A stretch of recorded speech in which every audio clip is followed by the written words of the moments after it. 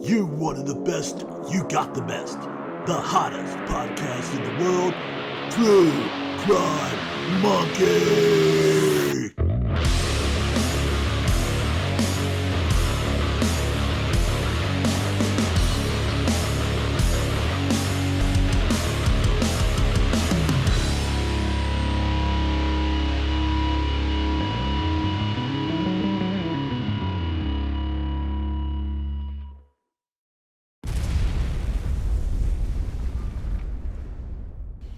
Hello, and welcome to all the True Crime Monkey listeners out there to this bonus episode in the Maura Murray series.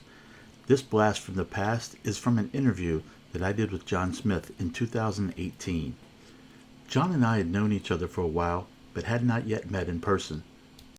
There had been no cadaver dog search in the home next door to the Westmans, and there had been no FBI and New Hampshire State Police search in that same home. Also, Cecil Smith had not yet committed suicide. I hope you enjoy this bonus episode, and once again, thank you for listening and watching the True Crime Monkey podcast. Welcome to all the listeners and viewers out there on YouTube. This is the much anticipated Q&A with John Smith. I'm your host, Jeff, and on the phone with me is John Smith. John, how are you doing today?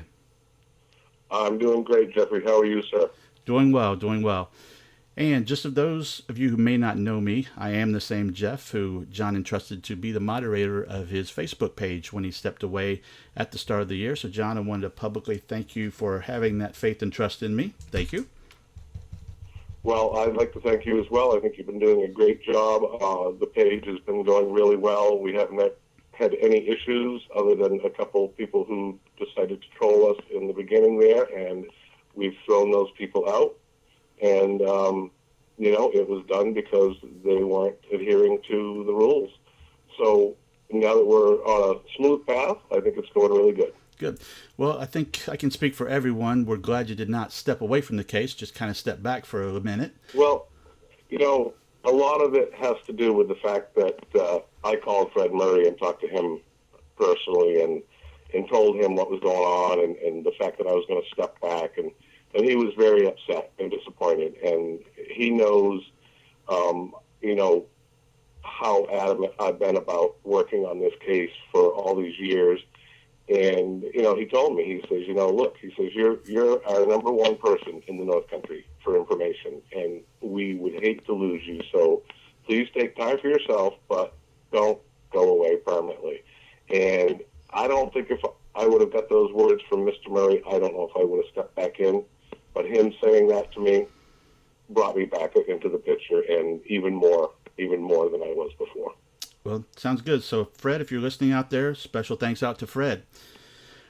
A few weeks ago, John, we sent out questions or requests for questions to some of the members of your Facebook page and others. So let's kind of hop right into it. We got a lot of responses back, so I know a lot of people waiting to hear their questions answered.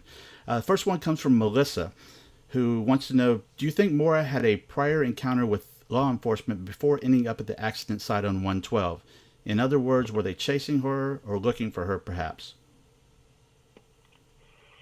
Well, personally, I've tossed that question over and over in my mind for the past 14 years, ever since I found out about the scanner call that was heard by a lady named Ann who lived in Reigate, Vermont.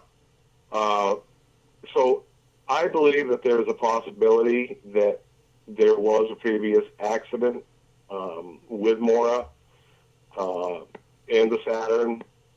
I believe that it was probably pretty close to the scene, and that is what I've been thinking for many, many years. Recently, I've kind of narrowed that down to believing that it was even more close than we believe, and I pretty much am 99% sure that everything went down at the Weathered Barn corner. And I think that can be explained a little bit more about, we have, supposedly there were 3 911 callers that night. There was one before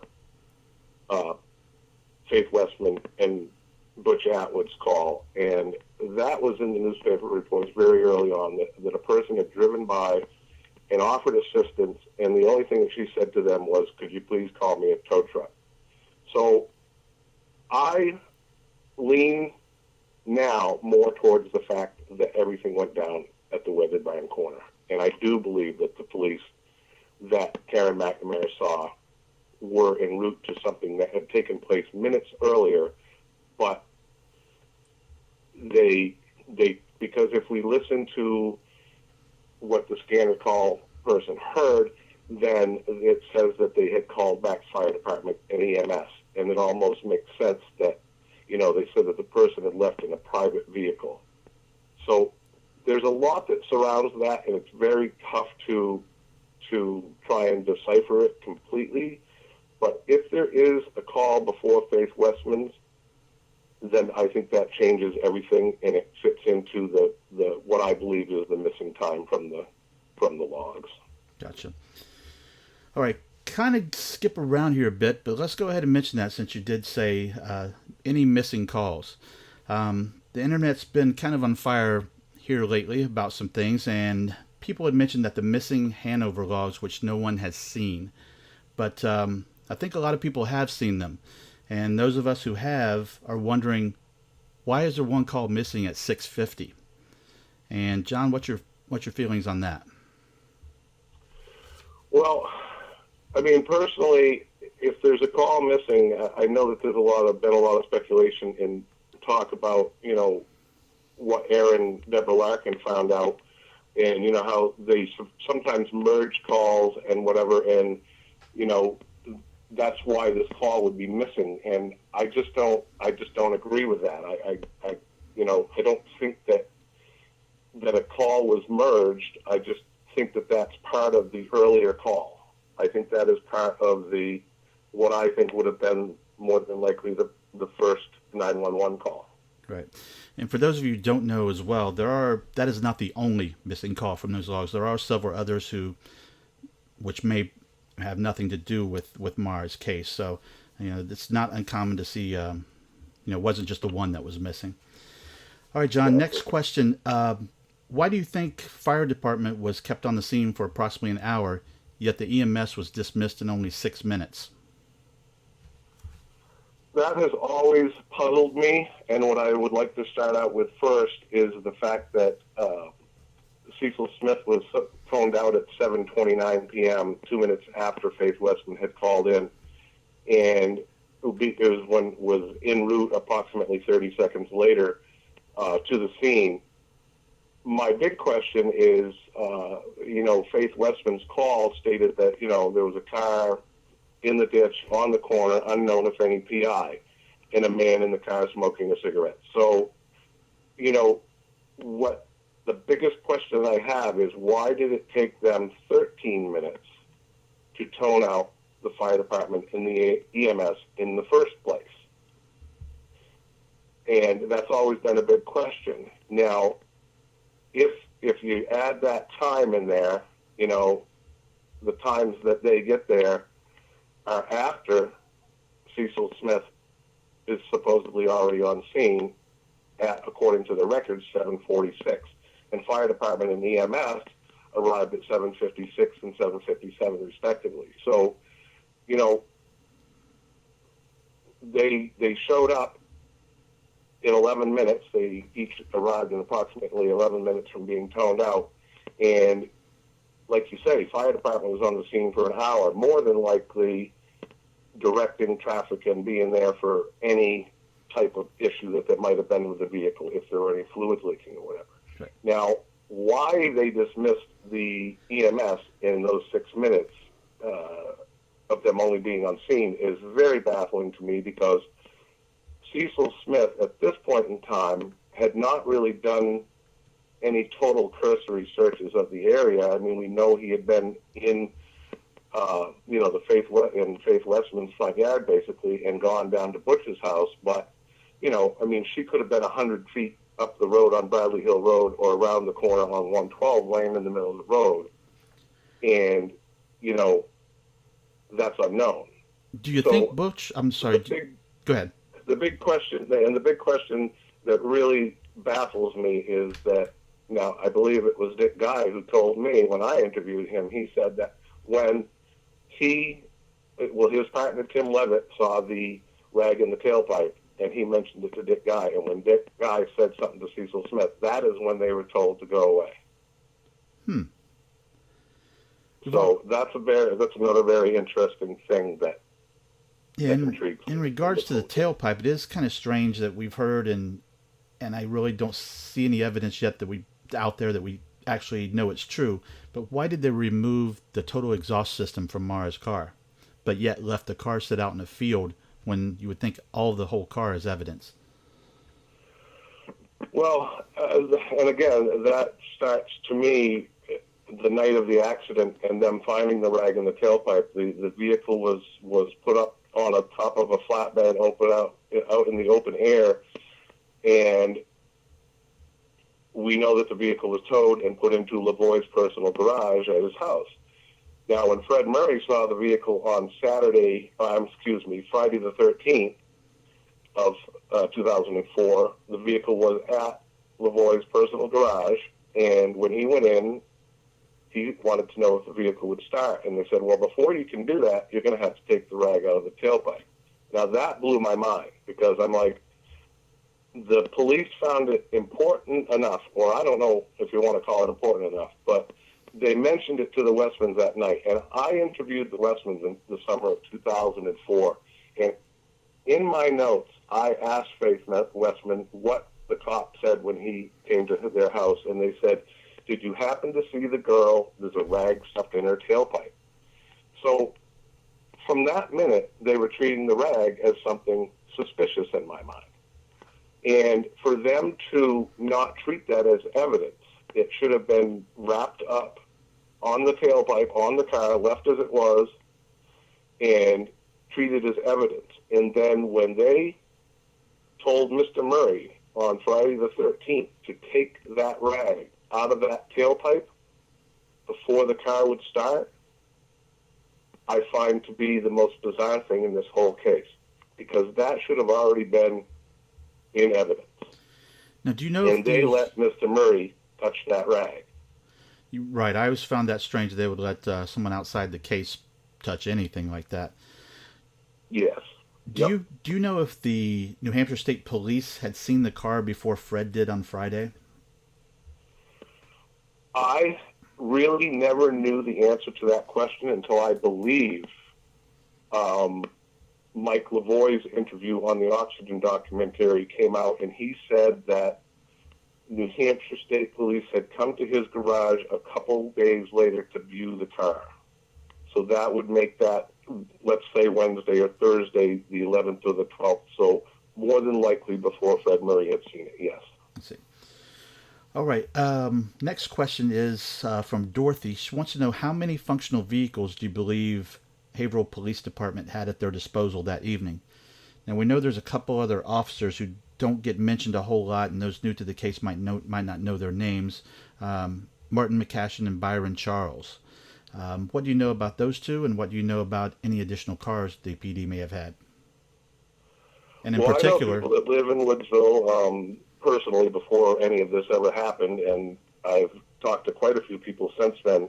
And what I was told was that at the time, Haverhill had one SUV, and they had two or possibly three sedans at the time. And one of those, they said that one of those might have been sold off in the interim or whatever in the 2004, 2005 range. So, you know, the people that I asked were iffy about how many they had at the time and if they had replaced one or not. But to my knowledge, definitely only one SUV. Okay. What I can tell you about Martin Cashin is that he was a police officer for Orford, New Hampshire, which is just south of Haverhill, and then he was working for Haverhill as well. Pretty much the only thing I can tell you about him is that he came here from New York, and when he left the Haverhill and Orford Police Department, he became the second in line in Franconia under Chief John Monahan, who had gone to be the chief there. And at this point in time, John Monahan has left Franconia and gone to the Moulton Borough, New Hampshire Police Department, and Officer Martin Mac Cashin has taken over as chief in Franconia. What I can tell you about Byron Charles is very little. I've not known a lot about him for a long time. He was third in charge. He was under Cecil Smith. And the one interesting thing that I do find about Byron Charles is that at the time, February 9th, 2004, Byron Charles, I believe it was girlfriend, and I don't know if they were married, and her brother lived on Bradley Hill Road at the time. It's kind of been my experience that even if you're an off-duty policeman and you hear a call on the scanner, which generally they always have them on, and especially in the North Country, it seems everyone has a scanner, you would kind of think he would have went to the scene. Do you know if, in fact, he did go to the scene? Well, I mean, depending on if there was anything else going on in town, and from what we can see from the Grafton County logs, it doesn't seem like, there was a time in between the snowmobiles at 6:08 and Maura's call at 7:27 that there's nothing. Do we even know he was on duty? Just a little sketchy, that there's no call in between there, nothing. And no radio checks or anything that I see, which usually, they'll check in with an officer and make sure they're okay every half an hour or every hour on the hour. Right. So, that definitely is an intriguing item as well. Do we even know if those two were on duty that evening? We do know that that Matt Cashin was on duty that night because supposedly he was the one in the logs that was covering for Cecil Smith while he was off at that incident at the Weathered Barn Corner. For what I believe, from the records, it looks like it says 2:43, and I think that's the amount of time that he was, working on that with Cecil Smith. Gotcha. That's the way I take that he was either covering for Cecil while he was, at the accident scene from Maura's car, or he was actually working in conjunction with him because, it's advised I will check at Cottage Hospital and stuff. I see. So that's about what I derived out of all of that. All right. Next question. Speaking of the officers that were on scene, State Trooper Monahan, do you think he's suspicious or just extremely lazy? And I think what they're referring to there most likely is the fact that he, or no one else for that matter, searched eastward for Maura. Well, that's a very good question, and it's one that Fred Murray's been asking since he was told that, very early on in the investigation that they did not look to the east. And, that's been his big question. Why did nobody go east if indeed they determined her vehicle was going east that night? Whether, she had just come through a little small, it's not a town, Swiftwater is not a town, Swiftwater is a street, and it has one store and a gas station. So, if she wasn't completely familiar with the road, she wouldn't know what was east. She might think that there was more east. But for them to determine that she did not go east, and that was the reason that they didn't go that way, I find to be bizarre in itself. Because who knows, maybe the place she was going to was just down around the corner at one of those, houses along the river. Right. So it's another question of, was John...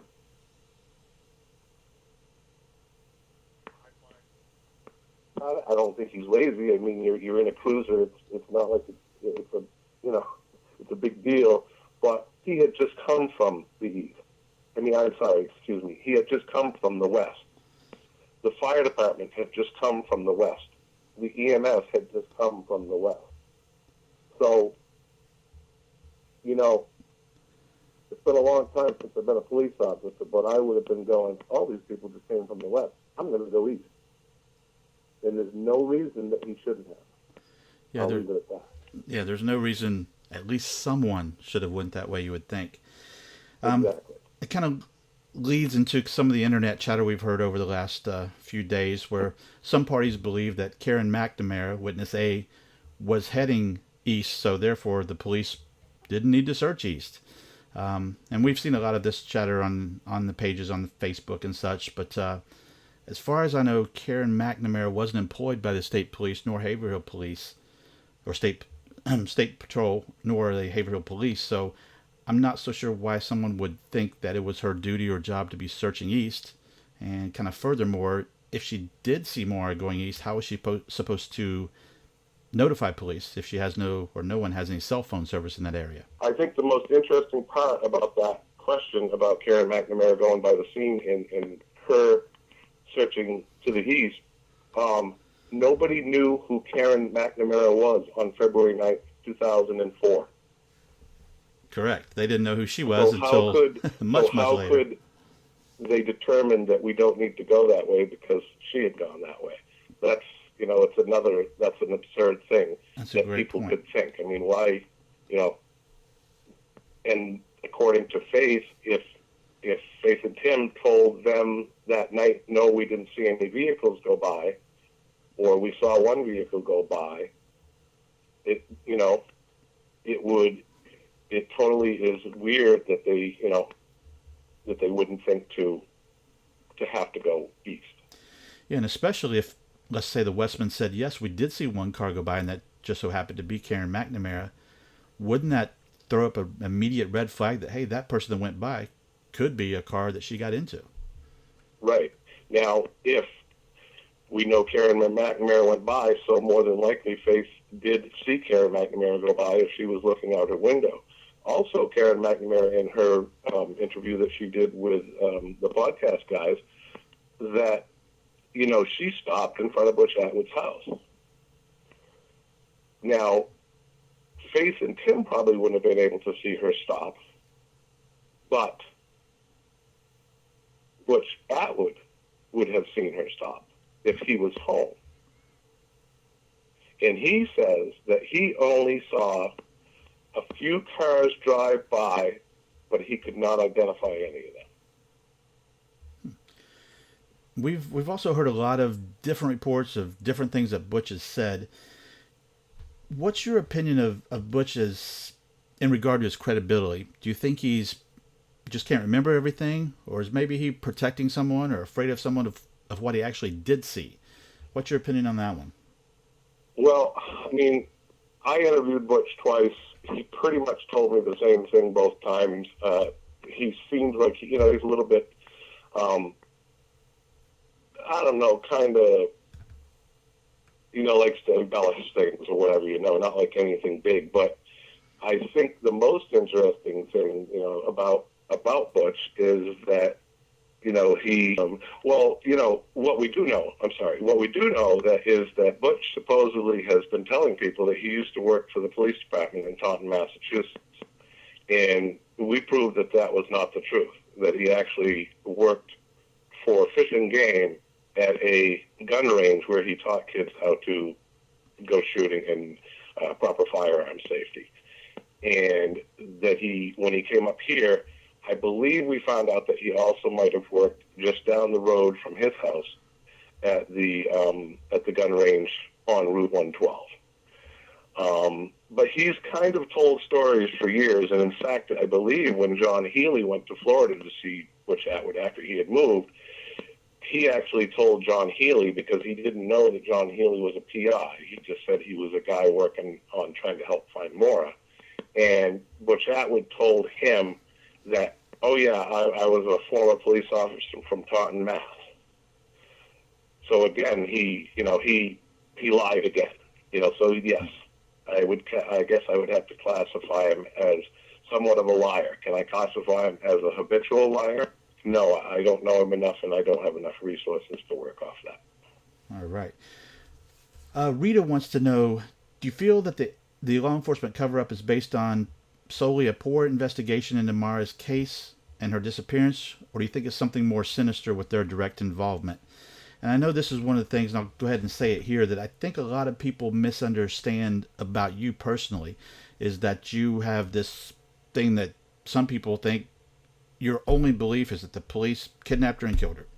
But I don't think that's the case at all. I think everything that we look at, whether it be involving law enforcement or not involving law enforcement, always seems to come back with a question as to why did law enforcement do this or that, or didn't do this or that. So just want to make it clear and get a few words from you on that. As far as law enforcement involvement here, we're not saying that they are the culprits, not saying they aren't the culprits, but everything seems to relate to law enforcement poor performance at the very least. Well, let me just first say that I have a lot of respect for law enforcement officers. I do not have an agenda or any type of revenge in my mind because of what happened in Littleton with me 35 years ago. Like I say, it was a minor thing. I was 21 years old. The chief that came to town was a complete ass. You can come to town and talk to people about him, and they're all going to tell you the same thing. I was 21 years old, and I left the force, and I left it behind me. Was it a big deal to me? Do I have an agenda or trying to get revenge against cops because of one bad cop 35 years ago? No. Do I believe that the police picked up and killed Maura? No. I do not 100% in my heart feel that. Is it possible that somebody involved with the police had something to do with it? Yes, it's possible. It's been something that I've been looking into for many years because of the issues from night one and all the inconsistencies and inaccuracies that we are finding in this case. And, we've got documents that are just not right, times that are missing. There's so much that surrounds that. But personally, it's not like that is my total agenda. No, that is not my total agenda. My agenda is to find out what happened to Maura Murray. And to me, everything's on the table. Until we find Maura or her body or somebody tells us what happened to her, everything's on the table. I agree 100%, and I think that's very important to get that message out there because I think certain parties have portrayed that your only goal is and your only theory is law enforcement, and you and I have talked, and we both know it is not. But again, it seems to be everything, regardless of the theory, ties back to police incompetence, missing info, missing data, just things that don't add up to make sense, and I think that's where a lot of it comes from. So we can leave that one at that, and maybe that's another episode for another time. Perfect. All right. Next question is, looks like, I don't know if it's the same, Melissa, but were there any other witnesses that we haven't heard about who drove by or that you know about, and what did they see? Now, we all know... What we do know... Oh, I'm sorry. I was going to say, most people following the case do know about witness A, but I don't think a lot of people know even about witness B, so tell us who she is, witness C, who that person might be, and anything else you might know. Well, what we looked at for, many years was witness A alone. And then finally, Susan Champy, who was witness B, came along, and she's the witness who, if nobody knows this whole thing, she worked at Loon Mountain in Lincoln, was coming home from work, approached and most likely passed the accident scene right around the 7:55 to 8 o'clock time, which would have been when fire department and the EMS should have been there, is what we believe. When she went by the scene, she said that she saw a police officer and two bystanders. Now, those bystanders could have been part of the fire department. They might have been the two EMS. I really don't know that.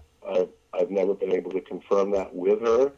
But the most interesting part about Susan Champy's account is that when she went by, she saw the passenger side door of the Saturn open out into the traffic lane, or towards the traffic lane on what would be the westbound lane. Right. So I find that account to be very interesting. The other witnesses that we know about are witness C, that we call them. These are the jailhouse witnesses who were coming from Lincoln, going over to the Grafton County Jail to bring money to a friend. And they had to be there, I believe, by 8, or 7:30 or 8. I'm sorry, I don't remember the exact time. But when they passed the accident scene on their way to Grafton County Sheriff's Department, there was nothing. They saw nothing. There was no activity. There was no Saturn. There was nothing at the Weathered Barn corner. Now, when they came back, they did state that they saw a police cruiser and fire department. Right. Definitely. I think they did not state whether they saw EMS or not. Another important thing to mention there, which you did mention about Susan Champy driving by and seeing the passenger door open. We've heard numerous reports that the police had to acquire a search warrant to enter the vehicle and that the vehicle was locked. So if that's true, something there is not jiving. Well, let me just say that I don't believe that account, or not Witness P's account, but I'm going to have to say that I believe that the car was unlocked. I do not believe the car was locked when they found it. I believe that they opened the vehicle, and I believe that they went inside the vehicle that night. I believe the reason that they say that the vehicle was locked was because they have to get a warrant anyway to do a search warrant that goes through anything that's not visible. You know, if you come across a scene and the door's open to a vehicle, you can pretty much look at anything that's out in the open and, you know, everything that's cool. But if you're going to go into a deep search in that vehicle, you need to obtain a warrant. So if Susan Champy is not lying and the door to the Saturn was open, the car was either not locked when they found it and they just went in, or there's a thing called the Slim Jim, which is a thing that you can open a car door in about 30 seconds with. I've used them plenty of times back when I was an officer here in Littleton. So, you know, somebody is not being quite direct with that whole thing of what happened with the Saturn there. Yeah, it does sound a little peculiar. All right, John, you did mention Witness A, Witness B, Witness C. Is there anything else you want to tell us about anything else that might be out there? Yes. Actually, we are looking at Witness D now, and that information came to me about a month and a half ago. He was in my files. I've looked at this guy before, not even knowing who he was or that he had any possible connection to seeing what went down that night. So we know who he is, and I will mention that Witness D lives within 5 miles of the accident scene. Wow, sounds like some interesting stuff is upcoming. All right. Yes, I believe there is. All right. Back with another question. John wants to know, have you ever considered the possibility that Maura was a confidential informant at UMass for campus police, and that would explain her not being detained by any of these law enforcement officers that weekend? Could she have been forced into a sting operation that she wanted to escape from? That's came up before, and I think a lot of that is based upon one particular instance where someone at UMass was in an undercover operation in order to get some drug dealers off campus. So what's your opinion on that, and what else do you know? Well, I actually did a blog post about the confidential informant whole scenario. I think it was a couple of years ago, maybe 3 years ago now that I did that. And my personal feeling is I believe it's possible. Everyone says that they don't believe that it's possible. Let's think about this for a second, people, because Maura worked for security for UMass. Okay, she worked the security desk. She was part of UMass police, basically. Now, we have UMass police, who are the people who are responsible for creating these confidential informants. Now, we know that Maura left West Point for a minor infringement of stealing some makeup or lipstick or whatever it might be. But then she comes to UMass, and we have, the credit card thing, which isn't a big deal in my mind either. It's some pizza. It wasn't very much money's worth of food. But is it possible that Maura could have stepped into something as nefarious as the drug scene, as far as trying to, because they wanted her to, because maybe they knew she was straight, and maybe because she had gotten herself in trouble with the credit card thing, and maybe alcohol, who knows? And these guys said, look, this is going to ruin your schooling. You will not be able to attend UMass if you get convicted of these things. So this is what you have to do for us. Do I think it's possible? I do think it's possible. Is it high on my list? No, it's not high on my list, but there certainly are a lot of things that surround, the UMass police, and the accident with the Corolla and her not being busted, and, what happened up here, there's a possibility. Let's just say that. Right. And that kind of leads us right into the next question. Cami asks, do we have any proof of what actually happened with the police in Massachusetts that night that she totaled her dad's car? And could the cover-up have actually began in Massachusetts? Well, I think what we have to look at there is the fact that Maura was driving back to her dad's room at 3 o'clock in the morning, after being at her dorm room supposedly partying. And, she was supposedly going to be, just going back to her dorm room, and was walked back to her dorm room by a couple of people. And I don't know exactly who that was yet. I believe that one of them was Kate. But was there another person with her? I don't know. But if the timing is right, why did it take her so long to leave the dorm room and get to the accident scene, at the T intersection where she wrecked her dad's Corolla? There's something bizarre about that. Maybe she went back to her dorm room for a little while and crashed out or something, and then decided she wanted to go to her dad's room. But I don't understand why she would want to go back to her dad's motel room. Doesn't make any sense to me unless something was wrong.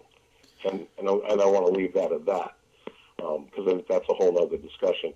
But I guess the biggest question is, Maura had left her cell phone with Sarah at the dorm room, supposedly either on accident or by mistake or whatever. But when Maura got in the crash with the Corolla at 3 in the morning, 2:30 in the morning, whatever time that was, supposedly, if she didn't have her phone, who called 911? Was it a passerby? But then we've heard that there's possibility that there was a UMass cadet on scene. And did this UMass cadet possibly call the police to the accident? And if the UMass cadet was on scene, what was he doing there? And I'll leave it at that, because I think that's another whole thing that we could discuss, is the whole UMass aspect, the car crash, UMass police, the confidential informant. We could make a whole, hour interview out of that, I'm pretty sure, if we had a chance. And we may just have to have that chance. I know John and I have spoken about this and some possible theories that could have happened, but yeah, that's another day and another discussion. Next question coming up. All right, old band mom wants to know, do you think law enforcement is protecting someone such as a CI or a family member of a police department employee or a family member of a town employee or local politician or someone involved in the Haverhill area that may have be guilty of something or being protected by LE and or by politicians? Well, I know that we have a couple people on our list who are pretty high on the suspect list when it comes to locals. High on my list. They do have political connections, pretty good political connections. Is it possible that someone could be protected like that? Yes, I totally believe that it is. There's a lot of stuff that goes on in Haverhill, New Hampshire, and I'm not just singling out Haverhill, but this is who we're talking about, because it happens all over the United States, it happens all over the world. But I'm singling out Haverhill because that's who we're talking about. And I know lots of stuff that's going on in Haverhill after working on this case for 14 years that just totally blows me out of the water. When you hear about prostitution, when you hear about human trafficking, that's not me talking, people, and that's not me hearing rumors. That is actually, there's an article out about it. They actually discuss the fact that they have human trafficking in Haverhill, New Hampshire. When I did my thing in 2017 at the VFW, I brought out the 2004 report, and, they had 3 kidnappings in 2004 in Haverhill, New Hampshire. They had 68 cases of intimidation.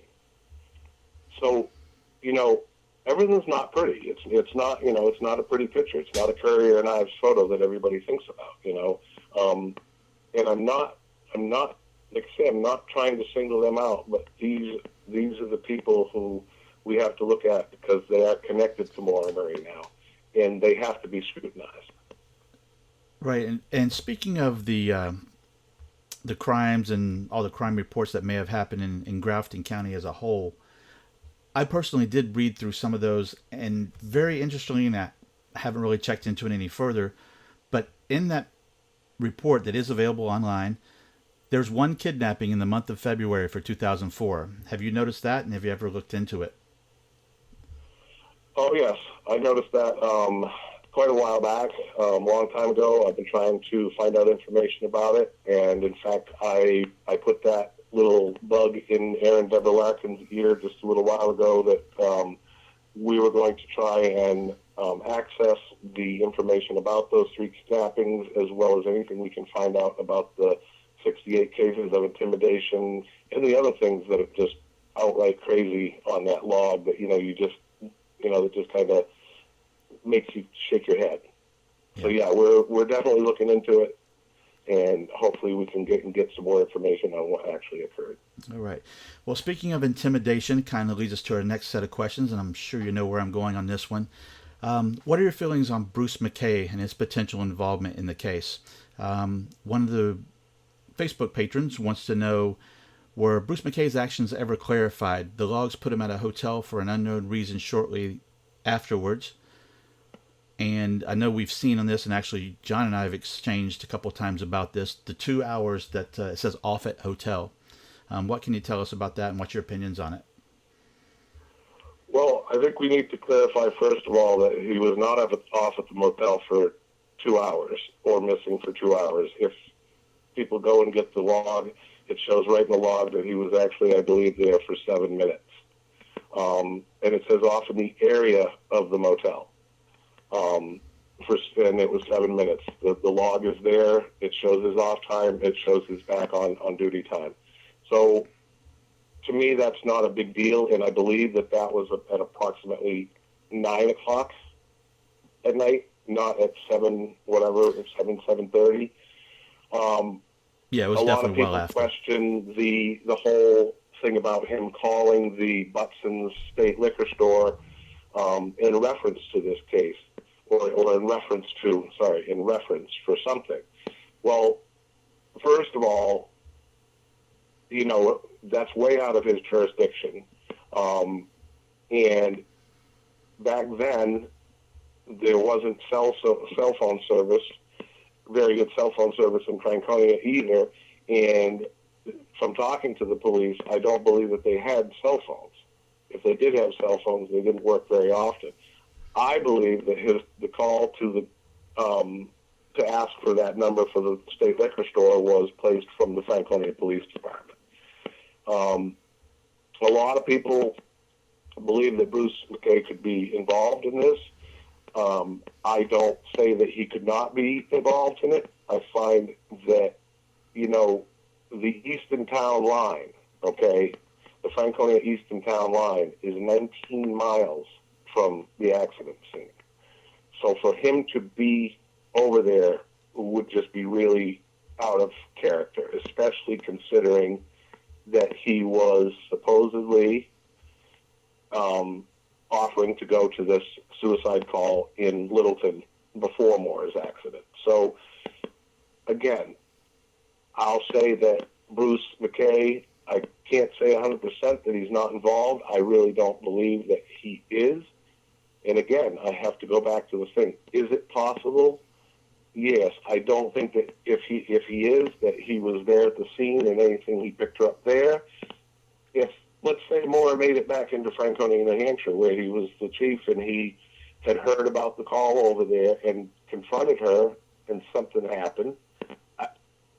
Okay, I mean, I don't know, but my personal feeling is no. It just doesn't make a lot of sense to me. But it's not off the table. Has anyone ever determined the Offutt Hotel, what hotel was being referred to? Or motel, I'm sorry. What motel? Uh-huh. Yes, what motel? That's the question. What motel was he off at? Yeah, when we see the Offutt Motel in the police logs, does anyone have any idea what motel they're referring to? He was off at the, what would have been, I think it was the Best Western back then. No, it was the Red Coach.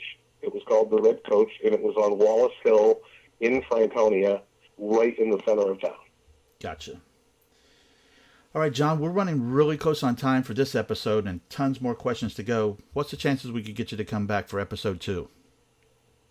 I would love to. It's been a pleasure answering these questions. I hope that this clears up some stuff for people. I know people are going to have more questions because of this, and that's fine. If I can clarify anything in any way about what I've said, because this is all off the cuff. This isn't scripted. We're just here doing this, so things are coming out of my mind. The only notes I have in front of me right now are the sheriff's department logs and the telephone records. So, that's pretty much what I use. Everything else is in my head. So if I messed up and said something wrong, it definitely wasn't intentional. Please question me about it, and I will gladly clear that up for you.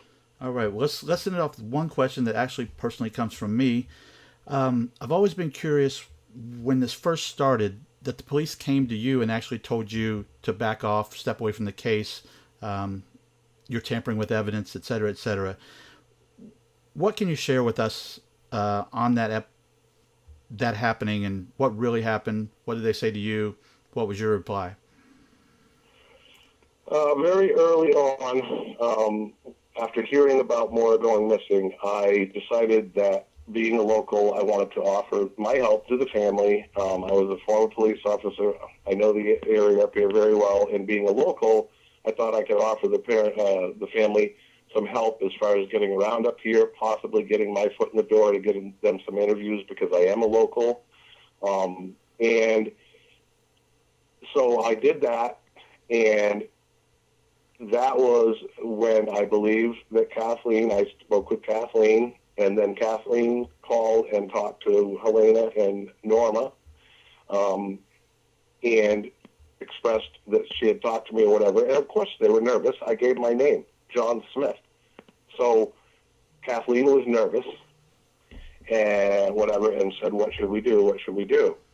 So they waited, I think it was about a week or so, or whatever, and then they got back in touch with me and said, yes, we would be happy to. So I don't know if they called people to find out who I was and confirm, is John Smith really John Smith? But so they were on board with having me help them, and I think it's probably going to be, I hadn't even met them yet. They hadn't even come up here to meet with me yet. And 2 New Hampshire State Police detectives, Bob Bruno and Russell Hubbard, came to my work and said, can we talk to you? I said, yes, you can. They brought me into a back office. They set me down, and they asked me what I thought I was doing. And I was like, what do you mean? Because they didn't even ask me when they set me down what they wanted to talk to me about. I had no clue, really. I mean, I didn't think it was about Maura when they first did it. And they said, well, why are you getting involved in this? Why do you want to, do this? I said, well, because same thing I just told you. I just said, because I'm a local, because I want to help the family, and because I'm a former police officer. And their exact words to me were, you need to step away, you need to go away, because if you don't, we will arrest you for interfering with an investigation. And my words back to them were, what do you mean interfering with an investigation? How can riding around with the parents and relatives, helping them get interviews and searching for their lost relative, be interfering with an investigation. They didn't like that because they said, look, what did we just tell you? We're going to tell you again. If you keep doing what you're doing, you are interfering with an investigation, and we will arrest you. So they went along their way.